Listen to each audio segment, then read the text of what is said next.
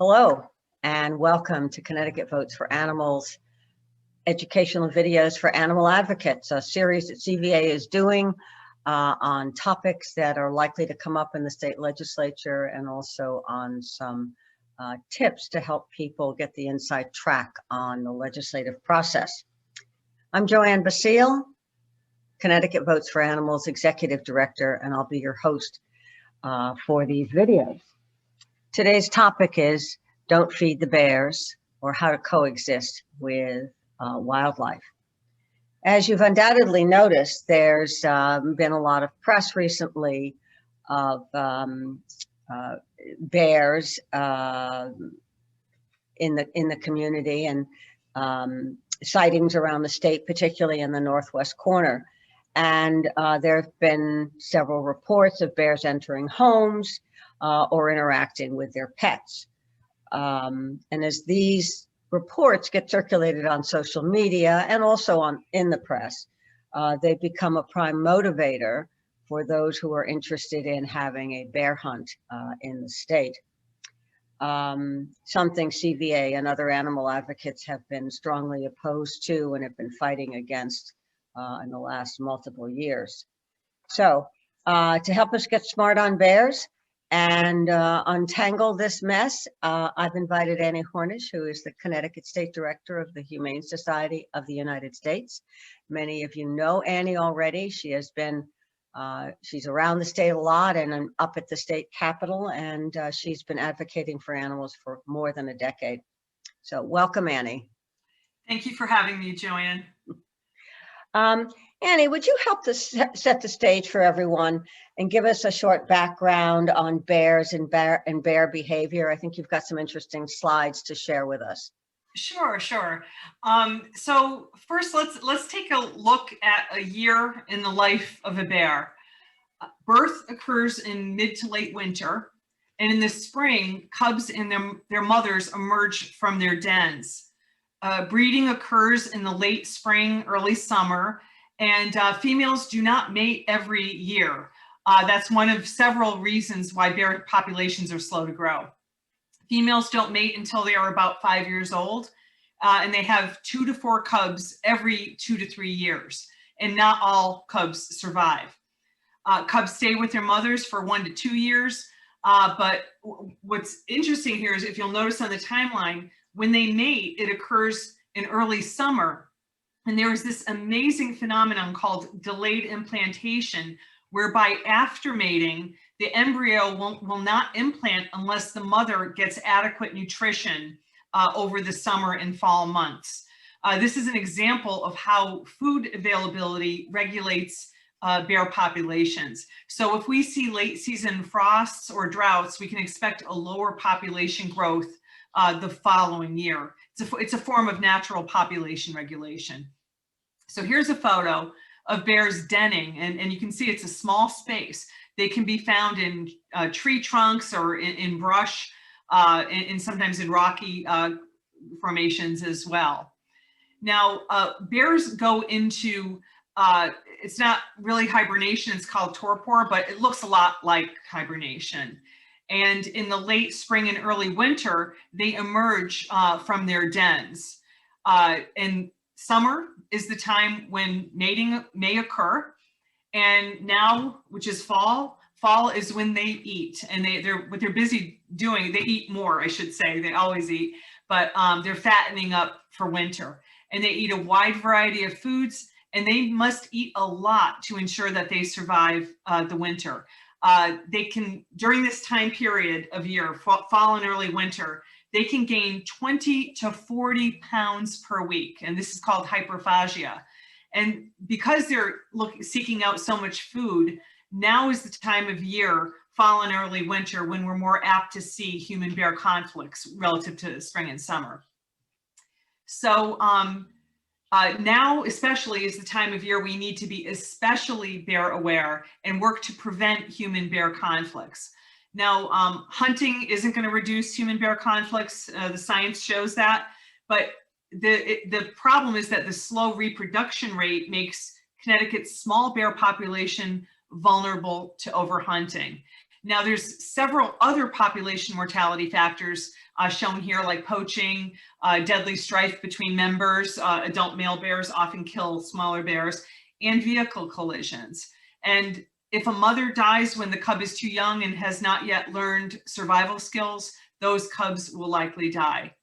So trophy hunters like to use the terms exponential growth or uncontrolled growth of bear populations, but that's not accurate. The bottom line is that bear populations are slow to grow.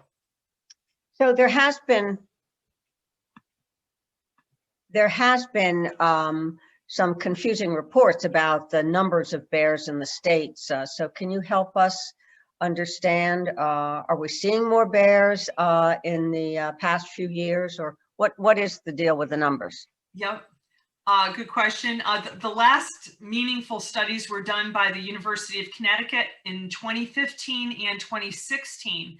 And at that time, they found 235 unique bears in northwestern Connecticut and about 700 bears statewide.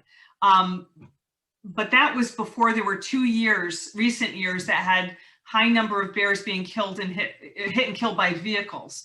In 2016, there were 43, and in 2018, there were 62.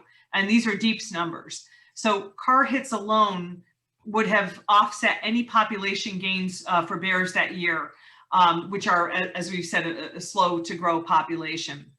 Now, if you listen to DEEP, they often refer to the number of sightings, and that's naturally going to be a much higher number, but we have to remember that sightings do not equal population. You can see one bear ambling through a suburban neighborhood, that bear is going to generate a lot of sightings, and it might be the same bear who gets multiple sightings on different days. And sometimes the sightings that are reported shouldn't be reported. For example, this is some signage that's in the McLean Game Refuge in Granby, Connecticut. Now you'll see there, it's saying report bear sightings. Now this is a place, this is a refuge. It's a place where bears ought to be. And it questions like, why is this big push to report sightings? And it's the number of sightings are being used politically by trophy hunters to lend the impression that we have far more bears in the state than are actually here. Sightings right now, my understanding is around 6,000 or 7,000 this year, but the actual population is probably around 1/10 of that or less, 700 or 800. And they're doing this in order to make a trophy hunt more palatable to the public. Right. I mean, it's so important for people to understand the difference between what a sighting means and what the actual population is. And it is used as a form of kind of fear mongering that we're being overtaken. So there have been multiple press accounts of more bears that are found in suburban communities. And there have even been some where bears have entered into people's homes. So can you, with the growing trend for hobby beekeepers and also more people are keeping chickens in their backyards, it's clear we're going to have to better understand how to coexist with the bears in the state. So Annie, give us some tips on how to be bear smart. Sure. Well, it's always best to prevent conflicts by practicing good habits. For example, when you're hiking, wear a whistle or make noise, speak loudly so that bears know you're there and they will avoid you. Keep your dog on a leash. Most importantly, remove food attractants on your property. Make sure your outdoor grills are clean. Don't put dog or cat food outside, and take down your bird feeders from spring to winter. Your garbage cans are a prime source of food for bears in some areas. A way you can help mitigate problems are by putting the trash out right before pickup, not the day before, or keeping it in your garage. And if you must keep your garbage outside, if you put a cap full of ammonia in your garbage can, that can work to deter bears as well. If you have livestock or bees, make sure to properly protect them with secure fencing and electric fencing. And if you do encounter a bear up close, if a bear is too close to you, it's important not to run. Just stop, make yourself big, and back away slowly to where you're away from them. If they are coming into your yard, shoo them away, make some noise, hit some pans, blow a whistle. Bears are shy animals and they avoid people when possible. When they're systematically frightened, bears not only stay away, they teach their offspring to avoid humans as well. Which is really amazing. Good parenting skills. So now we know what to do when seeing a bear, but how do we keep bears from coming around our homes or people? Sure. Well, hunting certainly isn't the answer. There's been multiple scientific studies that have shown that hunting does not reduce human-bear conflicts or make people safer. The solution is public education, which is more effective and also humane. One example, one study looked at Colorado Parks and Wildlife bear hunting mortality data from 1989 to 2016. And the findings were that while bear mortality went up dramatically during the hunting seasons, the number of conflicts also increased. Now, hunting does little, if nothing, to stop the conflicts for a couple of reasons. Hunters could be targeting bears who live deep in the woods and not targeting the so-called problem bears, the ones that tend to come into suburban neighborhoods. So it's not a specific way to address the problem. And we have to remember that our state's bear population is low and bear populations are slow to grow due to all the mortality factors we described. So we have to find a way to, through public education, to reduce the number of conflicts. And we have to remember the cause of human bear conflicts is food availability, not the number of bears. That's incredibly helpful, Annie. It's clear that educating the public is, sorry, my screen keeps going away. Educating the public how to coexist with wildlife is really key in all of this. And hopefully our video will be helpful to our audience, our CVA audience. Also, Deep has recently issued a video with some very helpful tips, and we're going to put a link to that video at the end of our program here. And I want to switch the topic a little bit to a discussion about legislation and how that will have an impact on Connecticut's bears. There has been a broad coalition of animal advocates, including CVA, HSUS, the Sierra Club of Connecticut, Friends of Animals, and the Connecticut League of Conservation Voters, who have banded together to argue against a bear hunt in the state of Connecticut. So, and it's important for people to know that right now it's illegal to kill bears, to shoot bears intentionally. So we've had, on the legislative side, we've had some real close calls in the last several years, ranging from an overall hunt for bears around the overall state, another bill to concentrating a hunt just in the northwest corner, for instance. And then just last year, we had a very cleverly masked hunting bill in the form of a expanded nuisance wildlife.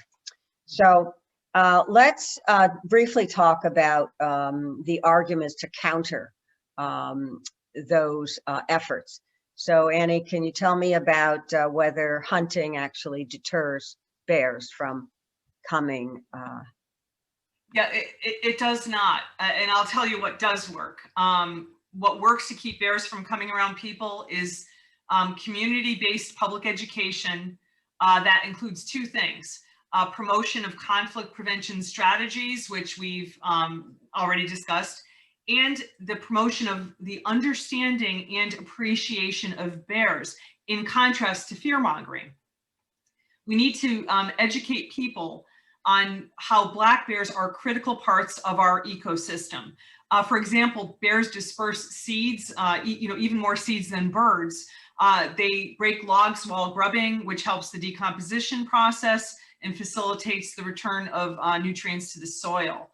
But and that's an important component of it, if a bear does become habituated to humans, we can use aversive conditioning, otherwise known as hazing. But it's important that this be done by trained professionals. That's a humane way to resolve human-bear conflicts.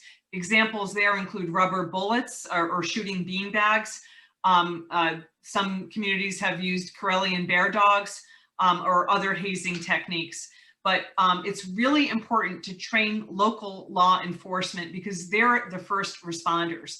We can't rely on deepness to be everywhere for everybody at the time when a conflict is occurring. It's going to most likely be the police, local police, who are responding to the scene.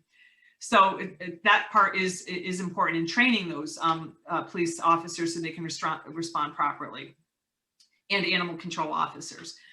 Also, what can work is laws and ordinances, passing and enforcing them. They can pertain to feeding bears, and that feeding is either intentional or unintentional. Most is unintentional, think bird feeders. You can pass ordinances that require securing garbage or saying when garbage can be put curbside, or enforcement of littering laws at campsites in particular. One example, Yosemite Park. They had a 92% reduction in human-bear conflicts when they started strictly enforcing rules in the campsites. Now the key— And we're talking about areas that are just, these are homes for bears, that basically in Yosemite, right? And they were able to counter that interaction. The key is education here. Education replaces fear with understanding and appreciation. And so that's what we really need to focus on. And we have to be alert to the fear promoting propaganda by people whose goal is a trophy hunt. So do you think we're going to see legislation in the 2021 legislative session? Well, I think I'd say yes. It depends on the outcome of the November elections, but I'd say yes, we'll likely see an attempt. But I'm confident that wildlife advocates will once again defeat that attempt. Proponents of bear trophy hunting have been after a bear trophy hunt since 2013. That was prior to even knowing the bear population. And they use this fear promoting propaganda to try to make passage of a trophy hunt more palatable to the public. And they get trickier every year because they can't win on the merits. Like you mentioned, Joanne, in 2019, they got very clever. They tried creating a loophole in the state's nuisance laws to sneak it through. But fortunately, Connecticut Votes for Animals and HSUS and the other groups you've mentioned, we were all over it, and we were able to defeat that effort. But the good news is that proponents of bear trophy hunting engage in all this trickery because they know that the general public does not support a bear trophy hunt. There was a report done in 2018, the American Wildlife Values study, and it found that public desire for peaceful coexistence with wildlife is growing all across America, including here in Connecticut. And the report also highlighted Connecticut Deep's bias and misalignment with the values held by the people of Connecticut. So what do you think we can do? The biggest thing people can do is get involved politically. This is a political fight, not a fight based on science. We've already won the science side of it. We even have science on the side of what the people of Connecticut want, which are humane coexistence strategies. So the most, I always tell people, the most powerful thing you can say to your elected officials is, I care about animals and I vote. And so let them know that Connecticut votes for animals. Thank you, Annie. Well, you know, that message could not be more better time, because we are right sliding towards the election day of November 3rd, but there's still time to get out there and see your local legislators or hear from them. Remember, those are the people who are going to make a decision about a bear hunt in Connecticut. So let them know that you care about animals and you vote, and you want to know how they stand on the issue of bear hunting. So Annie, I'm afraid we're at the end of our time for this conversation, and I want to thank you so very, very much for sharing your knowledge and ideas and information for all of us to better learn to coexist with wildlife.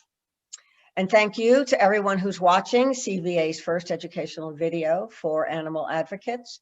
As I mentioned, this is we will have several others coming up, one on puppy mills and another on navigating the Connecticut General Assembly's website, and another one on how laws are made, so that you feel equipped that when we go into the legislative session starting in January, you'll have some tools to work with.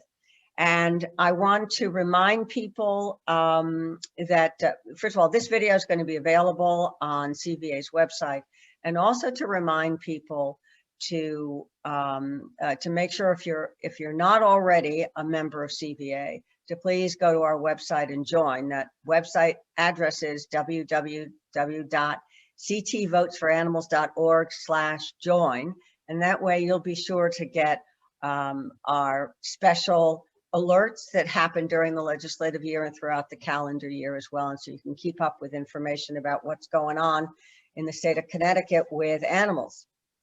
So so this is the end of our first video, and I hope you have found it to be informative. And until next time, this is Joanne Basile asking you to join us in speaking up for animals.